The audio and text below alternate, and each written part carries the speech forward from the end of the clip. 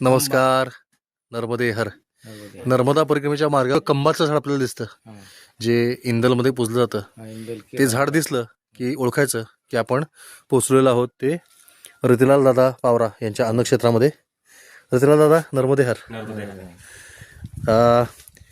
आपण इथं शूलपाणीच्या झाडीमध्ये परिक्रमावासींची सेवा करताय, बरोबर? एकदा आश्रम आपण बघूयात. सुंदर असं त्यांचं राहतं घर आहे आणि इथूनच ते यथाशक्ती यथामती परिक्रमावासींची सुंदर अशी सेवा करतात. हा भमाणा गावाचा कुठला पाडा आहे? डागबारा पाडा ना. हां. आणि इथून पुढचं अन्नक्षेत्र जे आहे नाथबाबांचं, ते किती किलोमीटर आहे? ते 9 किलोमीटरवर आहे. 9 किलोमीटर आहे. आणि खापरमाळ आपल्याला 15 किलोमीटर. 15 किलोमीटर आहे. त्यामुळे आपण लक्षात घ्या, अतिशय महत्त्वाची जागा आहे ही. सेवा करण्यासाठी मध्ये एक मोठी गॅप आहे.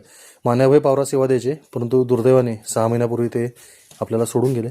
पण आता रतिलाल दादांनी हा सेवेचा वसा उचललेला आहे.